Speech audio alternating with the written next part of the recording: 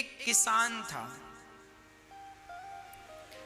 एक दिन उसके द्वार पर कोई संत आए, कहा भैया जा रहे हैं तीर्थ यात्रा पर, पैदल हूं, हर गांव में भिक्षा मांग कर खा लेता हूं, सो भैया आज कर लेना उनमें ही वो ईश्वर है ये सोच कर। भले तुम्हें शुरू में ऐसा लगेगा ये कुम्हार है ये कुम्हार है, पर धीरे धीरे उसे कुम्हार ना कहकर उसे भगवान जानकर उसको दूर से प्रणाम कर लेना और देखे बिना ये नियम बनाओ कि भोजन नहीं करोगे।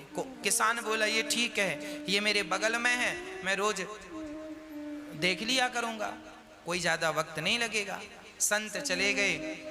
अब वो किसान रोज कुम्हार को देखता और भोजन करता। पत्नी बोलती भोजन तैयार है, बोले अभी आता हूं देख कर। कुम्हार को जाकर देख लेता और भोजन करने बैठ जाता, फिर अपने काम करता। रोज का नियम था उसका। एक दिन उसने कुम्हार को देखा, सो कुम्हार नहीं था। तो कुम्हार की पत्नी से किसान ने कहा क्यों जी तुम्हारे पति कहाँ हैं, कुम्हार भाई कहाँ हैं? बोले वो तो आज मिट्टी खोदने गए हैं। अच्छा, किसान मिट्टी खोदने गया।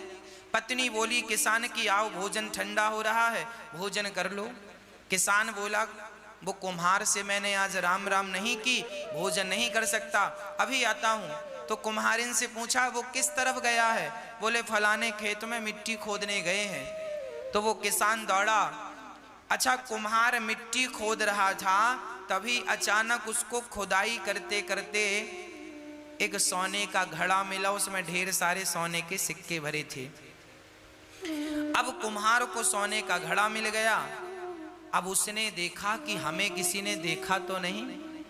तब तक दौड़ा दौड़ा किसान आ रहा था, और जैसे ही किसान आया तो कुम्हार को देख लिया, और कुम्हार को देखकर किसान वापस जाने लगा। राम राम भैया। कुम्हार को किसान भगवान के रूप में देखता था और राम राम रोज करता था, राम राम। वो किसान जाने लगा। अच्छा, कुम्हार को क्या लगा कि इसने देख लिया, तो कुम्हार ने आवाज लगाया भैया रुको। तो किसान ने कहा ना रुकने की जरूरत नहीं है, हमने तो देख लिया। किसान तो ये कह रहा था कि हमने तुम्हें देख लिया, पर कुम्हार को लगा इसने सोने का घड़ा देख लिया। तो फिर आवाज लगाई कुम्हार ने, सुनो देख लिया है सो किसी से कहना मत, आधा तुम रख लो आधा हम रख लेते हैं। तो किसान रुका, बोली किसकी बात कर रहा है? किसान गया और जाकर देखा तो दोनों देख के दंग रह गए। ढेर सारा धन उन्हें जमीन के भीतर गड़ा हुआ मिल गया। दोनों ने आपस में बांटकर उस धन से साधु संतों की सेवा स्टार्ट करी। और उस किसान ने पूरी बात बताई कि एक संत को मैंने केवल एक दिन का भोजन कराया, उस भोजन कराने का फल यह है कि उन्होंने मुझे नियम में बांध दिया, और आज उस नियम में बंधने के कारण विधाता ने मेरी सारी दरिद्रता दूर कर दी, मेरा धन धान्य से घर भर दिया। एक बार किसी भूखे व्यक्ति को भोजन कराने का ये फल है कि देर सवेर ईश्वर तुम्हें धनवान बनाएंगे बनाएंगे बनाएंगे। आप एक नियम बनाओ कि रोज भगवान का कीर्तन करेंगे, रोज भगवान का नाम जपेंगे। बिना नाम जपे, बिना कीर्तन किए, बिना ईश्वर का दर्शन किए भोजन ग्रहण नहीं करेंगे। ये नियम, जो व्यक्ति नियम से चलता है उसे भगवत प्राप्ति निश्चित होती है। इसलिए नियम जरूरी है जीवन में। संयम और नियम, संयमी बनो, भोग और विलास से मन को हटाओ और ईश्वर के प्रेम के नियम में बंध जाओ। यही है आनंद। जब व्यक्ति आनंद चाहता है तो भगवान की शरण में जाए तो सारा आनंद से उसका जीवन तन मन भर जाए। शंकर जी से माता पार्वती ने एक बार पूछा कि बताओ प्रभु सत्य क्या है? तो शंकर जी ने कहा उमा कहूँ मैं अनुभव अपना, सत हरि भजन जगत सब सपना। शंकर जी ये बात कह रहे हैं रामचरितमानस में कि हे उमा, हे पार्वती सुनो, सत्य केवल ईश्वर है, सत्य हरि भजन, जगत सब सपना। सब सपना है, केवल कृष्ण सत्य है, राम सत्य है। इसलिए हे पार्वती तुम भी राम राम जपा करो। शंकर जी कह रहे हैं माता पार्वती से, पार्वती तुम भी राम राम जपा करो मेरी तरह, क्योंकि वह राम नाम ही सत्य है। इसलिए आखिरी समय लोग कहते हैं कि राम नाम सत्य है, अर्थात ईश्वर ही सत्य है, राम ही सत्य। सत्य ना होता तो लोग ये क्यों कहते कि राम नाम सत्य है? सत्य है इसलिए तो कहा जा रहा है, सत्य नहीं होता तो क्यों कहा जाता? बस प्रभु भक्तों कि उस सत्य परमात्मा में मन लग जाए, ये न केन प्रकार, किसी भी प्रकार से उस परमात्मा में मन लग जाए, चित्त लग जाए। शंकर जी पार्वती को समझा रहे हैं, पार्वती ये संसार सत्य नहीं है। तो फिर पार्वती ने प्रश्न किया कि भोलेनाथ, यदि ये संसार सत्य नहीं है तो फिर दिख क्यों रहा है? भाई जो नहीं है वो दिखेगा कैसे? और दिख रहा है मतलब सत्य है। आप कह रहे हैं कि संसार सत्य नहीं है, अर्थात संसार असत्य है, असार है, असारः खलु संसारो, संसार सत्य नहीं है। यदि संसार सत्य ना होता तो संसार दिखाई क्यों पड़ता? तब शंकर जी ने माता पार्वती के प्रश्न पर समझाया, देवी उचित प्रश्न किया है आपने। ये संसार सत्य नहीं है पर सत्य जैसा लगता है। बोले कैसे? बोले ऐसे जैसे आप सड़क पर जब चलते हैं, आपने कभी यात्रा तो हमेशा की होगी, जब आप बस पर बैठकर, कार में बैठ के जाते हैं तो सड़क में ऐसा लगता है सामने जैसे पानी भरा हो। जब धूप पड़ती है दिन में सड़क में, तो आप जब गाड़ी ड्राइव करते हैं और आगे की सीट में बैठते हैं तो अक्सर ये भ्रांति होती है, ऐसा लगता है सड़क में पानी भरा है। अच्छा, जब आप वहां पहुंचते हैं, देखते हैं तो वहां पानी होता नहीं है, पर दूर से बिल्कुल ऐसा लगता है जैसे कि पानी भरा है, बिल्कुल पानी जैसा, हूबहू पानी की भ्रांति होती है।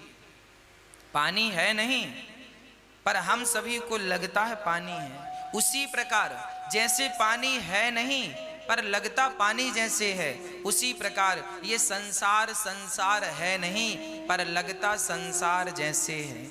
जैसे वो पानी की भ्रांति बिल्कुल असत्य है, उसी प्रकार पानी भी तो दिख रहा था ना सड़क में, पर जाकर देखा सो नहीं था। उसी प्रकार ये संसार भी सत्य जैसा दिख रहा है, पर जरा गंभीरता से विचार करके देखोगे तो ये संसार सत्य नहीं है। आज ही मैं अखबार पढ़ रहा था, मैं आज एक अखबार की कटिंग पढ़ रहा था। जानते हो क्या लिखा? एक शहर में एक बुजुर्ग को 80 वर्ष की आयु में, अखबार में जो लिखा था मैं वो सुना रहा हूँ। 80 वर्ष की आयु में एक बुजुर्ग को कोरोना हो गया। अभी की घटना। वो 80 वर्ष की आयु के बुजुर्ग ने कोरोना से जंग जीत ली, और जब डॉक्टरों ने पर्चा बनाया कि आपका इतना पैसा हुआ, वो दादाजी बाहर आए 80 वर्ष की आयु के, बैठे। डॉक्टरों ने कहा कि 13,000 रुपए रोज का आपने ऑक्सीजन लिया है। 13,000 रुपए का रोज का 24 घंटे का ऑक्सीजन आपका, इस हिसाब से आपका लगभग 40-50 हजार बिल बना। ये सुनकर वो बुजुर्ग दादाजी बहुत जोर जोर से रोने लगे। तो डॉक्टरों ने कहा मत रोइए मत रोइए, यदि आपके पास पैसा नहीं है तो हम आपका सारा बिल माफ कर देंगे, आप रोइए मत। आपके पास नहीं है मत दीजिए। डॉक्टरों ने बहुत इंसानियत का परिचय दिया और दादा से कहा मत रोइए। तब दादा ने, बुजुर्ग व्यक्ति ने कहा भैया मैं इसलिए नहीं रो रहा हूं कि बिल इतना आया, अरे मेरे पास तो भगवान ने बहुत पैसा दिया है, मैं पूरा पैसा देने की ताकत रखता हूं, पैसे के लिए नहीं रो रहा हूं। तो फिर आप पैसे के लिए नहीं रो रहे हैं तो फिर रो क्यों रहे हैं? आप तो कोरोना से जीत गए ना, आप तो स्वस्थ हो गए ना, अब रोने की क्या बात है? तब उस व्यक्ति ने जो कहा वो सुनकर डॉक्टर रोने लगे। उस बुजुर्ग व्यक्ति ने कहा भैया मैं 80 साल का हो गया, आज मुझे पता चला कि एक दिन का चार्ज 13,000 रुपए है। आज मैंने ऑक्सीजन 13,000 रुपए दिन में लिया। सोचो जब से जन्म लिया है तब से उस परमात्मा का रोज 13,000 का ऑक्सीजन ले रहा हूं। मैं तो इसलिए रो रहा हूं कि तुम्हारा बिल तो चुका दूंगा, उस परमात्मा का बिल कैसे चुकाऊंगा? इसलिए जीवन मिला है तो केवल उसका चिंतन कर लो, उसको याद कर लो, उसका भजन कर लो, इसी से उस परमात्मा का कुछ बिल कम हो जाएगा। नहीं तो किस किस बात का तुम बिल चुकाओगे उस परमात्मा का?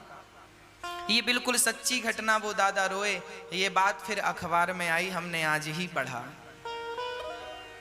किसी शहर की घटना है। प्रिय भक्तों, शायद आपको पता नहीं है, ये संसार ईश्वर ने बनाया है ना? इसलिए बनाया है कि कुछ दिन आप रहकर, भाई आप दिल्ली गए, आपकी जॉब लगी दिल्ली में, आपका कोई काम है कि 1 माह आपको काम करना है दिल्ली में, तो जब आप दिल्ली जाएंगे तो रहने के लिए वहां पर एक घर लेंगे कि नहीं? भले किराए से लें या होटल लें या कंपनी आपकी व्यवस्था करे, पर वहां आपको एक होटल लेनी पड़ेगी या किराए का घर। 1 महीना तो गुजारना है ना साहब। दिल्ली गए हैं आप, बेंगलुरु गए हैं, मुंबई, किसी भी शहर में आपको जाना है तो आप वहां घर लेंगे और लेकर के आप अपना काम करेंगे। आप वहां घर में रहने के लिए नहीं गए, काम करने गए हैं, पर काम करना है तो भी कुछ दिन घर में रहना पड़ेगा, आराम करना पड़ेगा, भोजन करना पड़ेगा, पानी पीना पड़ेगा, सब तो चाहिए। उद्देश्य क्या है? काम। गए किस लिए हैं? काम के लिए। पर जब काम के लिए गए हैं ना तो वहां पे एक होटल भी मिलेगी आपको, घर भी मिलेगा, पर ये याद रखिएगा जिस घर में आप रह रहे हैं वो घर आपका नहीं।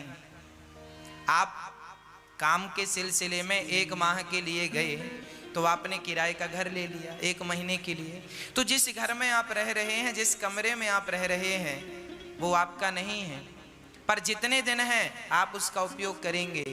बस इसी तरह ये संसार हमारा नहीं है, ये शरीर हमारा नहीं है, हम कुछ दिनों के लिए काम के सिलसिले में आए हैं, भजन करने के लिए, आत्म कल्याण करने के सिलसिले में परमात्मा ने हमें इस धरती में भेजा है। और भगवान ने ये जो संसार है ना, ये किराए का रूम बना करके दिया है, जाओ बेटा कुछ दिन रह के अपना काम धाम पूरा करके वापसी आना।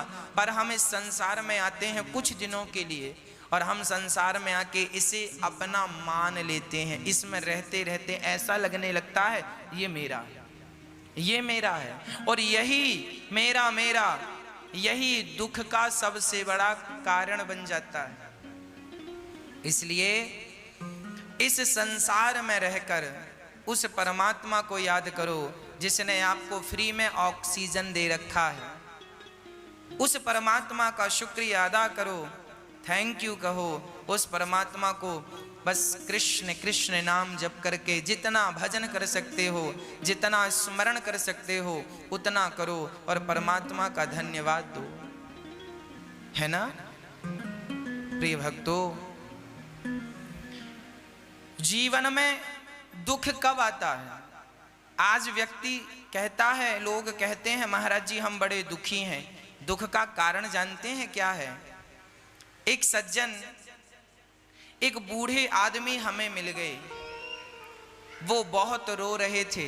हमने पूछा दादाजी क्या हुआ? आप क्यों रो रहे हैं?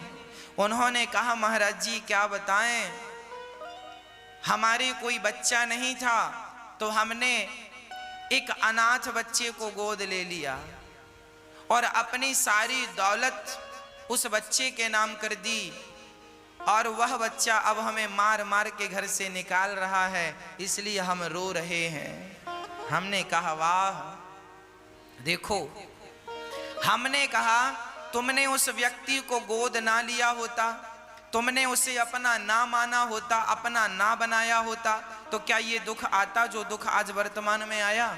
उन्होंने कहा बिल्कुल ना आता।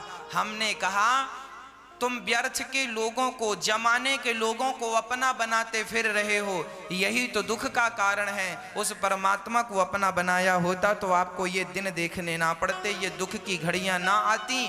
विडंबना यह है कि आज किसी के संतान नहीं है तो वो दूसरी संतान को गोद लेकर के और दुख मोल ले लेता है। ईश्वर ने तुम्हें झंझट से मुक्त रखा, ईश्वर ने तुम्हें झंझट से बिल्कुल मुक्त रखा था, पर तुम जबरदस्ती झंझट के पास चले गए। अब ईश्वर क्या करे? आप संसार के लोगों को अपना बनाएंगे तो दुख नहीं आएगा क्या? इसलिए मीराबाई कहती है कि संसार के लोग मेरे नहीं हैं, मेरे तो गिरधर गोपाल दूसरो न कोई।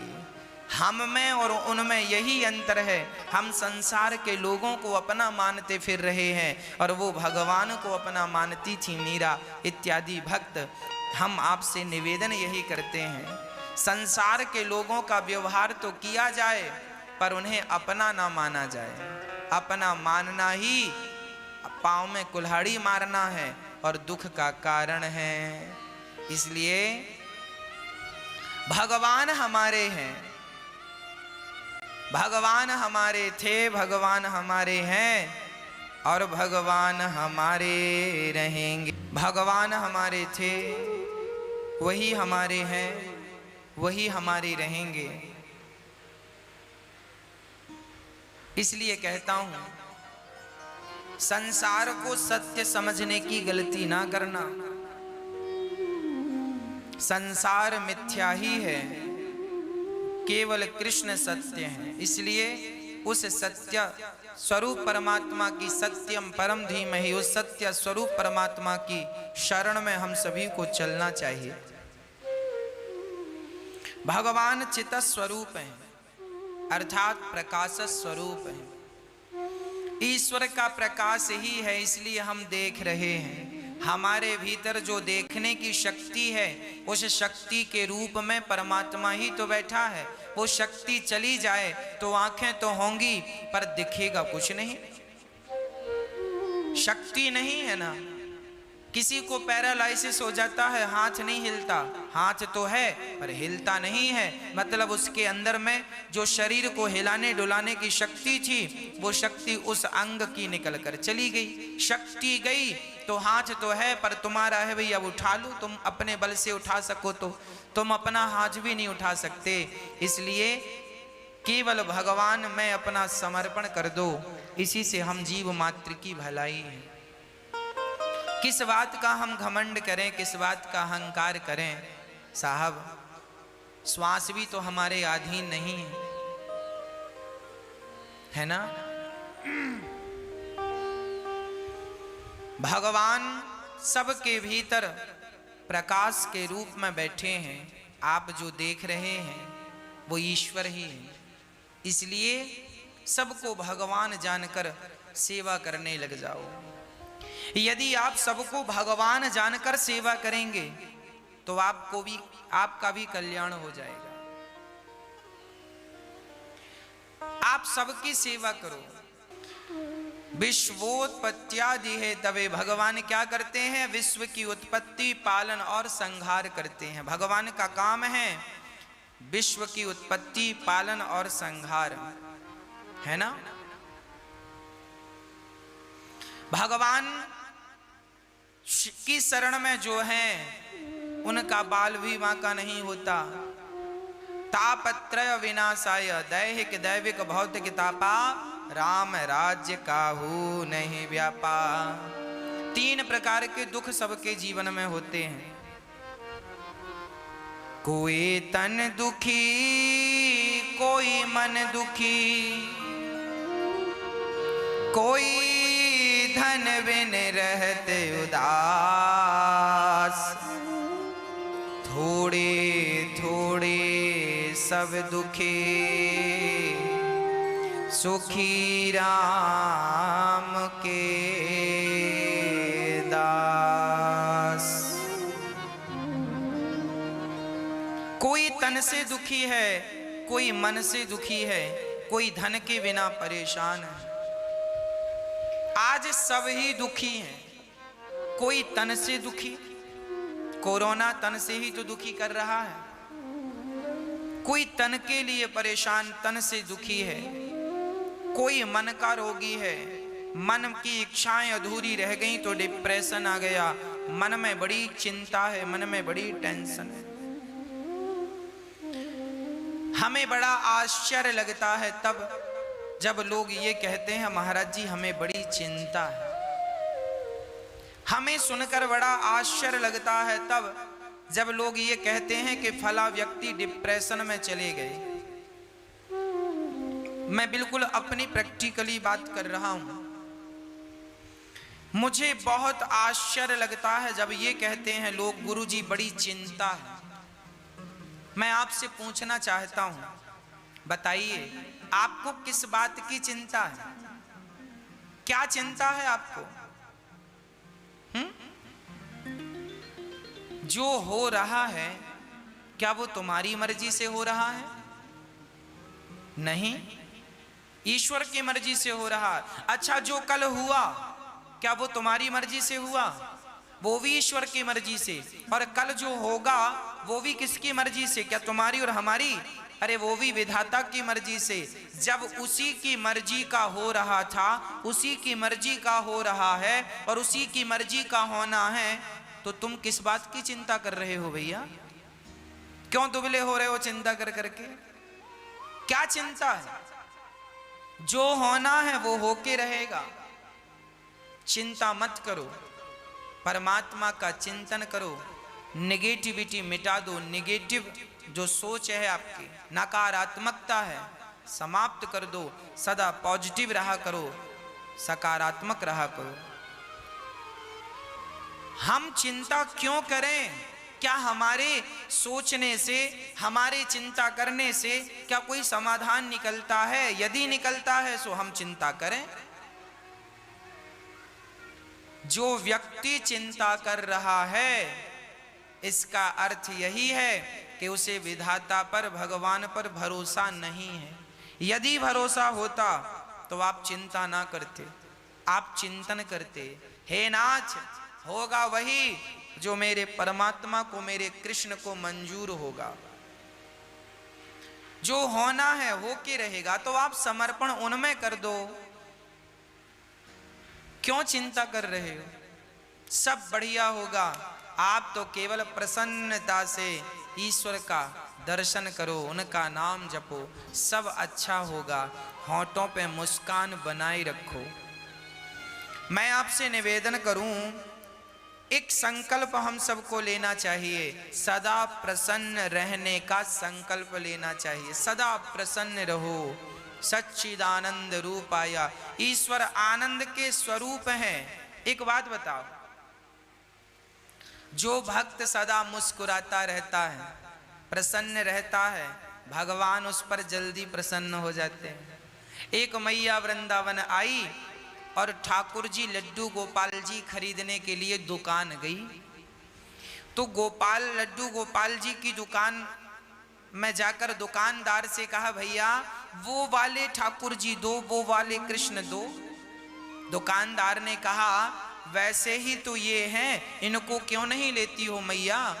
तो मैया ने कहा, भैया वो वाले गोपाल जी की ना स्माइल ज्यादा है, वो ज्यादा मुस्कुरा रहे हैं, तो हमें वो अच्छे लग रहे हैं। आप भी मूर्तियां खरीदते हैं, आप भी जब गोपाल जी खरीदते हैं ना, तो एक बार उनकी मुस्कान पे जरूर नजर डालते हैं। जिन ठाकुर जी की मुस्कान ज्यादा होगी आप उन्हें ही पसंद करते हैं। जब भक्त को भगवान मुस्कुराता हुआ अच्छा लगता है तो भगवान भी कहते हैं कि मुझे भी मुस्कुराता हुआ भक्त बहुत अच्छा लगता है।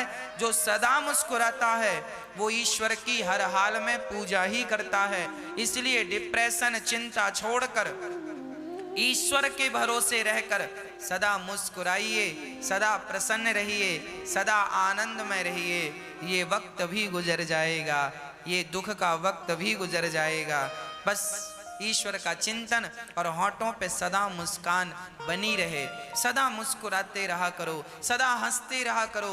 ये हंसने मुस्कुराने का मौका अभी मिला है, हंस लो, मुस्कुरा लो। पता नहीं अगले जन्म में हमें विधाता ने कुत्ता बिल्ली की योनि दे दी तो कुत्ते बिल्ली की योनि में तो हंसा मुस्कुराया नहीं जा सकता। गधा और बंदर बना दिया तो मुस्कुराया और हंसा नहीं जा सकता। ना जाने कौन सी अगली योनि मिल जाए और हम हंसने और मुस्कुराने के लिए तरस जाएं। अभी अवसर है, अभी मुस्कुरा कर ईश्वर का धन्यवाद करो तो आपकी गति बिगड़ेगी नहीं। और आप अभी से बंदर का मुंह बना के बैठेंगे तो अगले जन्म में भगवान बंदर ही बनाएंगे। कई लोग ना हम देखते हैं हंसते ही नहीं, बैठे हैं बंदर का मुंह बना के। एक सज्जन, उनको 1 महीने में 2 लाख रुपए का फायदा हो गया। पड़ोसियों ने कहा, किसी ने कहा क्यों, आप तो बड़े प्रसन्न होंगे, आपको तो 2 लाख का फायदा हुआ। उन्होंने कहा काहे की प्रसन्नता, हम तो बड़े दुखी हैं। बोले काय बात का दुख है? बोले हमारे पड़ोसी को 4 लाख का फायदा हो गया, हमें तो 2 का ही हुआ। लो, फायदा हो गया फिर भी वो उदास हैं, फिर भी मुस्कुरा नहीं। ऐसों को भगवान बंदर ही बनाएंगे। जाओ, गधा बना देंगे। तुम तो कभी हंसते नहीं थे। अरे भगवान ने ये मनुष्य का तन दिया है हंसने के लिए, खिलखिलाने के लिए, मुस्कुराने के लिए, और आप बस रोते ही रहते हैं टेंशन में, दिन रात टेंशन। भगवान जाने काहे की टेंशन है आप। जो होगा वो होगा, उसे ना आप रोक सकते हैं ना मैं। होनी तो होके रहे, अनहोनी ना होए, और जाको राखे राम जी, मार सके ना कोई। हाँ जी, भगवान पे भरोसा हो, अटूट भरोसा हो, वो भरोसा हो जो टूटे ही ना। हम संसार के लोगों को देखते हैं, भरोसा वो बनाते हैं, थोड़ी सी मुसीबत आई तो भरोसा तोड़ देते हैं। थोड़ा सा संकट आया, संसार का व्यक्ति थोड़ा सा भी संकट बर्दाश्त नहीं कर पाता। संकट आया और उसका भरोसा टूटा, अरे भगवान की जितनी भक्ति की वर क्या मिला, लोग ये कह देते हैं। भगवान भी बहुत मुस्कुराते होंगे। वाह, एक रिक्शे वाले से एक व्यक्ति ने कहा, भैया स्टेशन जाओगे? रिक्शा वाला बोला, चलेंगे साहब। कितना पैसा? रिक्शा वाला बोला, 30 रुपए लगेगा।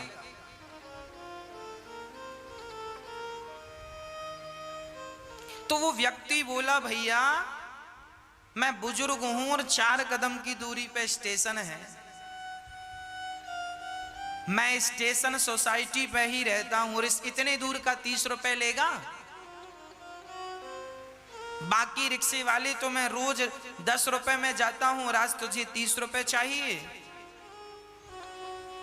30 रुपए, इतनी सी बात का 30 रुपए मांग रहा है। दूसरे रिक्शे वाले, उस बुजुर्ग ने कहा, जा हम तेरे रिक्शे में नहीं बैठते। पीछे रिक्शे आया, उसने फिर पूछा, भैया स्टेशन तक जाना कितना? उसने कहा, बाबूजी 10 रुपए लगता है। अरे 10 रुपए लगता तो ये 30 रुपए क्यों बोल रहा है? सोचो, 10 रुपए का काम है और मांग कितना रहा है? 30 रुपए। उसी तरह हमारी हालत है। हमने भगवान का भजन तो 10 रुपए का किया, हमने भगवान को याद तो 10 रुपए का किया, और मांग कितने रहे? 30 रुपए दे दो भगवान। 16 सोमवार का व्रत किया है, अब 16 सोमवार के बदले मांगा क्या? बहू को बेटा ही होना चाहिए। भगवान शंकर जी बेटी ना हो, 2 बेटी ऑलरेडी हमने बड़ी श्रद्धा से पूजा किया, पूजा करी 10 रुपए की और बेटा मांग रही है 30 रुपए का। अब देख लो, लोग अपना बजट नहीं बढ़ाते हो, भगवान से बड़ा बड़ा बजट मांगते हैं। अरे भैया, आप भी भगवान से प्रेम ज्यादा करो, प्रेम ज्यादा करो, भक्ति ज्यादा करो, आप अपना बजट बढ़ाओ। जब प्रेम का, भक्ति का बजट बढ़ेगा तो आपको मांगने की जरूरत ही नहीं पड़ेगी, भगवान स्वयं बिना मांगे आपको देते रहेंगे। और भगवान तो सबके माता पिता हैं, उनसे कुछ मांगने की जरूरत नहीं पड़ती, वो सर्वांतर्यामी हैं, वो सब कुछ जानते हैं, आपके बिना कहे समझ लेते हैं कि आपको किस चीज की जरूरत है। आप सच्चा प्रेम कीजिए, भगवान आपको सब कुछ देंगे, है ना। सदा मुस्कुराइए, सदा ईश्वर का धन्यवाद कीजिए, शिकायत कभी ना कीजिए। क्या सुदामा जी के जीवन में शिकायत थी? गरीब थे, 4-4 दिन चूल्हा नहीं जलता था, परम उपासक थे सुदामा जी। सुदामा जी चाहते तो कह सकते थे, वाह कन्हैया, मैंने तेरा इतना भजन किया और तूने मुझे क्या दिया। पर नहीं, जिससे प्यार किया है ना, उससे शिकायत नहीं करूंगा, और वो भी प्यार भगवान से। कोई शिकायत नहीं, जहां प्रेम है वहां शिकायत नहीं है, और जहां शिकायत है वहां प्रेम नहीं है। इसलिए भगवान कहते हैं, राम ही केवल प्रेम प्यारा, मुझे केवल प्यार करो, मुझे पैसा हीरा मोती सोना चांदी मत दो, फूल फूल फल मुझे कुछ मत दो, दूध दही मुझे कुछ मत दो, पर मुझे केवल भक्त प्यार करे। भगवान प्रेम का भूखा है। अरे प्रेम करने से तो भगवान बिक जाते हैं, कोई खरीदना चाहे सो उसे खरीद ले। केवल प्रेम, राम ही केवल प्रेम प्यारा, जान ले जो जानने आ रहा। भगवान हमारा सारा दुख हर लेते हैं। कोई तन से दुखी है, भगवान की शरण में जाए सो तन अच्छा हो जाए। एक सज्जन हमसे बोले, गुरुजी ये बात लगभग 2 वर्ष पुरानी है, 2-2.5 वर्ष पुरानी बात हम आपको कह रहे हैं। एक सज्जन ने हमसे कहा, महाराज जी बुजुर्ग थे, उन्होंने कहा कि डॉक्टर ने हमसे कह दिया था कि अब आपका जीवन पूरा होने को है, कभी भी प्राण निकल जाएंगे। तो उन्होंने कहा, जब कभी भी प्राण निकल जाएंगे तो हॉस्पिटल से छुट्टी कर दो। उन्होंने कहा घर जाइए। अब वो घर आ गए। वो दादाजी कथा सुनने आए और पर्सनल हमसे मिले, और उन्होंने कहा, महाराज जी 3 साल पहले डॉक्टर ने कहा था कि तुम्हारा शरीर कह रहा है कि कभी भी प्राण निकल जाएंगे, पर महाराज जी देखो, मैं भगवान की कथाएं निरंतर सुनता था, कीर्तन निरंतर करता था, तो आज 3 साल हो गए, अभी मैं स्वस्थ हूँ, काम भी कर लेता हूँ। डॉक्टर कह रहे थे कभी भी तुम अब मर जाओगे, और 3 साल से मैं स्वस्थ हूँ, काम कर रहा हूँ। डॉक्टरों के हिसाब से तो मैं मर गया हूँ, अब तो भगवान की दी जिंदगी को आनंद से जी रहा हूँ, इसलिए जो जिंदगी है उन्हीं के नाम कर दी है मैंने जिंदगी। हाँ जिंदगी अब तो मेरी तेरे नाम सावरे, जिंदगी अब तो मेरी तेरे नाम सावरे। बची हुई जिंदगी भगवान के नाम कर दो। जब हम जिंदगी भगवान को सौंपते हैं, उनके नाम कर देते हैं, उनकी चिंता है। इसलिए कोई तन दुखी, कोई मन दुखी, कोई धन बिन रहत उदास, थोड़े थोड़े सब दुखे, सुखे राम के दास। तन से दुखी, कोई मन से, कोई धन के बिना। सुखी कौन? जो भगवान के भरोसे हैं। जो भगवान के भरोसे हैं वो बहुत सुखी हैं। इसलिए भरोसा किसका? केवल कृष्ण का भरोसा। मुझे और किसी के भरोसे की जरूरत नहीं है, किसी के भरोसे की चाहत नहीं है। भरोसा केवल कृष्ण का है। ऐसे भगवान जो हमारे समस्त दुखों का नाश करते हैं, ऐसे भगवान को, श्री राधा सहित कृष्ण को श्री कृष्णाय वयम नुमः, ऐसे भगवान को हम हृदय में बसाते हैं। यम प्रव्रजन्तमनुपेतमपेत कृत्यम द्वैपायनो विरह कातरया जुहाव पुत्रेति तन्मयतया तर्वुभिने दुस्तं सर्वभूत हृदयं मुनिमानतोस्मि।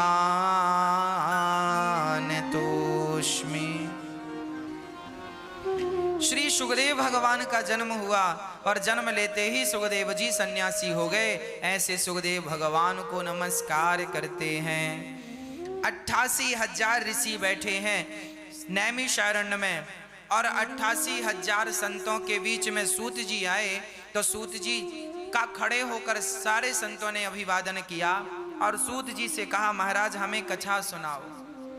सूत जी ने कहा, आप हम सबका सम्मान खड़े होकर क्यों करते हैं? बोले, धन वृद्धा बल वृद्धा आयुर्वृद्धास्तथैव च ते सर्वे विज्ञान वृद्धाश्च किंकरा शिष्य किंकरा। कोई धन में बड़ा हो तो धनवान कहलाता है, बल में बड़ा हो तो बलवान कहलाता है, आयु में बड़ा हो तो आयुवान कहलाता है, पर जो ज्ञान में बड़े हैं वो सबसे बड़े माने जाते हैं। आपकी आयु 20 वर्ष की है और आप ज्ञान में सर्वश्रेष्ठ हैं, इसलिए आप पूजनीय हैं, आप वंदनीय हैं। आपको हम वंदन करते हैं, आपका स्वागत करते हैं। सौनक आदि ऋषियों ने सूत जी से कहा, हमें यह बताओ कि हमें कृष्ण की प्राप्ति कैसे हो। ऐसी कथा सुना दो सूत जी जिससे भगवान मिल जाए। देखिए, जब भी कोई संत मिले तो उनसे भगवान को पाने का ही कोई मंत्र लीजिएगा, भगवान को पाने का ही कोई रास्ता पूछिएगा। कोई सांसारिक बातें मत कीजिएगा साधु संतों से। ये सांसारिक तुच्छ विषय, संसार का तुच्छ सा सुख, इसके पीछे भागने वाला जीवन भर भागे तो भी दुखी ही रहता है। और कोई भगवान के लिए 10-20 कदम रख ले तो उसका कायाकल्प हो जाता है। सूत जी ने कहा, सुनो, अब हम तुम्हें ऐसी कथा सुनाते हैं जो देवताओं को भी दुर्लभ है। एक बार देवराज इंद्र अमृत का घड़ा लेकर सुखदेव जी के पास आए और कहने लगे कि आप राजा परीक्षित को भागवत सुना रहे हैं, सो आप राजा परीक्षित को स्वर्ग का अमृत पिला दें और हमें भागवतामृत पिला दें, भागवतामृत। क्वा, तब सुखदेव भगवान ने कहा, क्वा सुधा क्व कथा लोके क्व काचः क्व मणिर्महान्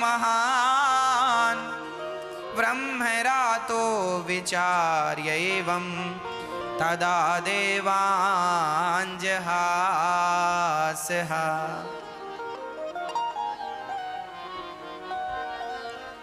अच्छा, इंद्र ने बड़े बहाने से कहा।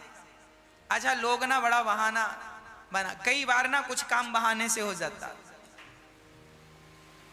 एक बार एक घर में ना पति पत्नी थे और उनके यहाँ अचानक एक मेहमान आ गए। मेहमान आ तो गए पर अब वो मेहमान जाने का नाम ही नहीं ले रहे। अब पति पत्नी बड़े परेशान। अरे राम राम राम, दिन भर खाता है, हम लोग 5-5 रोटी खाते, 10-10 खाता है तो जाता ही नहीं। अब पति पत्नी ने विचार किया, अब कैसे कहें, मेहमान है, कैसे कहें कि जाओ, कहा भी तो नहीं जाता कि चले जाओ, कोई घर से कैसे भगाएगा। पत्नी पति दोनों ने विचार किया अब क्या करें। बोले एक काम करो, झगड़ा करते हैं नकली बहाना बनाने के लिए। तो ठीक है कल शुरू करते हैं। हाँ अब तो आज रात हो गई, कल की प्लानिंग हुई। उन्होंने सवेरे भोजन कराए, भोजन कराए। संत बोले हाँ हाँ हम तब तक पूजा कर रहे हैं, आप भोजन बनाओ। अब वो बूढ़ी माँ बड़े प्रेम से बहुत बढ़िया भोजन बनाए और भोजन बना के संत को कहा बैठो। अब संत ने कहा ठीक है, हम बैठ गए। मैया ने थाल में सब कुछ दाल चावल खीर सब्जी पूड़ी रोटी सब बनाया था, सब परोसा। पर बेचारी पापड़ परोसना भूल गई। पापड़ भी बनाया था पर चूल्हे के पास ही पापड़ अब इतना परोसा तो बेचारी भूल गई। और अब वो महात्मा खाते खाते उनकी नजर पापड़ पे गई। अब वो खा रहे हैं सब, पर बार बार उनका ध्यान पापड़ में है कि पापड़ भी मिल जाता, पर कहें कैसे कि पापड़ दे दो। तो उन्होंने बहाने से कहा मैया आज हम आ रहे थे ना तो एक बड़ा सांप मिला। अच्छा कितना बड़ा सांप था? बोले ज्यादा बड़ा नहीं था, यहां से हमारी थाली से लेके वो पापड़ की थाली तक इतना बड़ा सांप था। अब मैया ने पलट, अरे महाराज हम तो पापड़ देना भूल गए। हाँ हाँ मैया दे दो।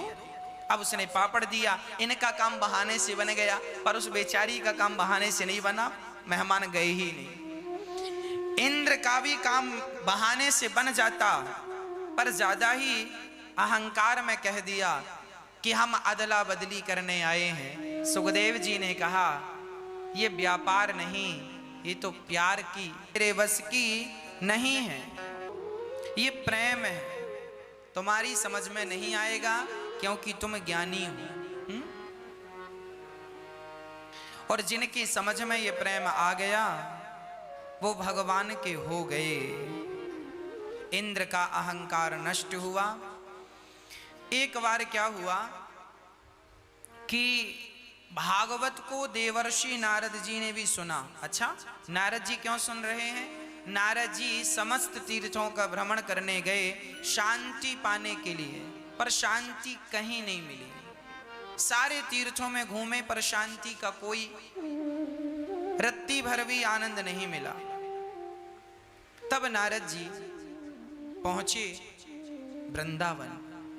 कहां कहां गए नारद जी? नारद जी कहते हैं अहम तो पृथ्वीं यातो ज्ञात्वा सर्वोत्तमामिति पुष्करं च प्रयागं च काशीं गोदावरीं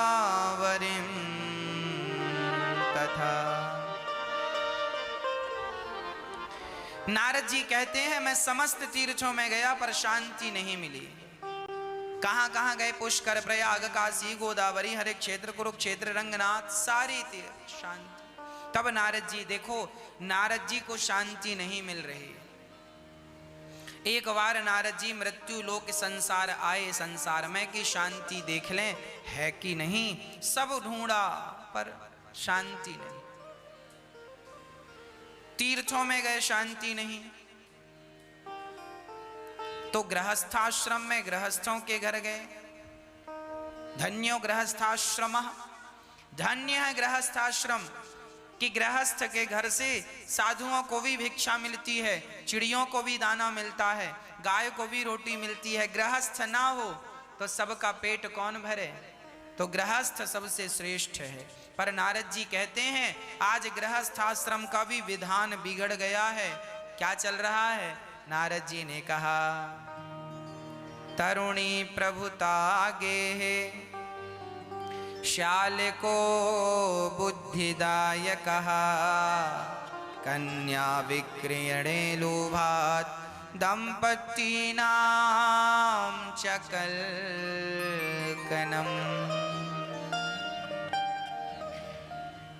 घर में नई नई बहुओं की चल रही है। आज गृहस्थ में ये देखो भागवत जी में लिखा है। आप ये ना कहें कि महाराज जी आप गृहस्थों की बात ज्यादा करते हैं। क्या करें, गृहस्थों का भी उल्लेख भागवत जी में है, सो हम समझा देते हैं आपको। गृहस्थ आश्रम बहुत श्रेष्ठ आश्रम है। पति और पत्नी जो हैं बड़े प्रेम से रहें। गृहस्थ आश्रम में क्या हो गया है, आजकल बड़ों का सम्मान कोई नहीं करता। कोई का अर्थ है बहुत सारे लोग नहीं करते, जो करते हैं वो तो अच्छे हैं, संस्कारी हैं, पर बहुत सारे लोग अपने से बड़ों का सम्मान नहीं करते, है ना। एक बहू अपने पति से कहती है चलो जी शहर चलते हैं।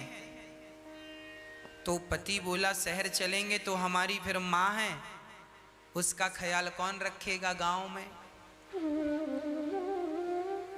तो बहू ने कहा माँ अपना बनाकर खा लेंगी, क्या जरूरत है उनके पास रहने की, माँ के चक्कर में हमारे बच्चों का भविष्य बिगड़ रहा है। थोड़ी देर बाद पता चला कि उसका अपना बेटा वो कहीं गुम हो गया। अब वो पत्नी जो थोड़ी देर पहले पति से कह रही थी चलो माँ को छोड़कर चलते हैं, अब जब उसका बेटा गुम हो गया सो लगी रोने, मेरा बेटा भी यहीं था, कहाँ चला गया। पूरे गांव में ढूंढा, सब जगह देखा, कहीं उसका बेटा। लगी रोने लगी। पति ने कहा क्या हुआ। बोली कि मैं अपने बेटे के बिना नहीं रह सकती, मेरा बेटा कहाँ चला गया, मेरा लाल कहाँ चला गया। थोड़ी देर बाद उसका बेटा आ गया। तब उस पति ने कहा सुनो, तुम्हारा बेटा कहीं गया नहीं था, मैंने ही तुम्हारे बेटे को छिपा दिया था, अपने मित्र के घर भेज दिया था। तुम अपने बेटे के लिए इतना तड़प गई, 2 घंटे में ही तुम्हारा हाल बेहाल हो गया। तो सोचो जब मैं अपनी माँ को छोड़कर जाऊंगा तो मेरी माँ की हालत क्या होगी। यदि तुम अपने बेटे से प्यार करती हो तो मेरी माँ भी तो मेरे से प्यार करती है। यदि तुम अपने बेटे के बिना नहीं रह सकती हो तो मेरी माँ भला मेरे बिना कैसी रहेगी, ये तो सोचो। ये सुनकर उसकी पत्नी को आत्मज्ञान हुआ कि गलत किया मैंने, जो ये कहा कि छोड़कर चलो। छोड़कर नहीं लेकर चलो, छोड़कर नहीं लेकर चलो। जब लेकर चलेंगे तो जहां माँ होगी वहां आप होंगे, जहां आप होंगे वहां माँ होगी। दोनों एक दूसरे को देखकर माँ बाप संतुष्ट होंगे, अपने बच्चों को, अपने नाती पोतों को देखकर। हाँ, उनकी जीवन की आखिरी लीला, जब घर में सब आनंद होता है ना, तो मरने में भी अच्छा लगता है कि चलो सब हो गया, अब तो बुढ़ापा है, अब मर रहे हैं, बेटा बच्चों तुम खुश रहना, हमारा जीवन पूरा। और बच्चे आपस में झगड़ा करें, ध्यान ना रखें, विवाद हो, तो फिर जो व्यक्ति मरता है उसको लगता है मेरे मरने के पहले मैंने ये झगड़ा सुलझा क्यों नहीं दिया। उसकी मृत्यु भी फिर दुखद ही हो जाती है। इसलिए गृहस्थ आश्रमों में रहने वाले लोगों को ध्यान रखना चाहिए किसी प्रकार से घर परिवार में कोई बात और विवाद ना हो। हर विवाद से बचना चाहिए। भाई से भाई का विवाद ना हो, पति से पत्नी का झगड़ा ना हो, सास बहू का कोई विवाद ना हो, देवरानी से जेठानी का कोई विवाद ना हो। बड़े प्रेम से घर में रहकर जीवन को आनंद पूर्वक जीना चाहिए। पर शास्त्र में लिखा है तरुणी प्रभुता गे। घर में नई नई बहुओं की चलती है। एक जगह तो मैंने सुना कि सारी बहुएं तो बहुत अच्छी हैं, पर कुछ बहुओं के बारे में मैंने सुना कि एक बहू आई, अपने शादी होके विदा होके मायके से पहली बार आई ससुराल। उसी दिन, जिस दिन उसके पांव घर में पड़े, उसी दिन उसने अपने पति को अपनी सास से अलग कर दिया। उसी दिन घर का बंटवारा कर दिया, बोले हम रहेंगे नहीं, हमें अलग रखो। उसी दिन वो अपने पति को लेकर चली गई, उसी दिन जिस दिन वो ससुराल है। ऐसा भी मैंने सुना कि कुछ लोग ऐसे हैं जिस दिन आते हैं उसी दिन तोड़ फोड़ चालू हो जाती है। तो भगवान ऐसी बहुओं से बचाएं जो आती तोड़ फोड़ करें। सच्ची बहू तो वो है, अच्छी बहू तो वो है जो तोड़ने ना आए बल्कि जोड़ने आए। तोड़ने वाली कैंची और तलवार होती है, जोड़ने वाले सुई होती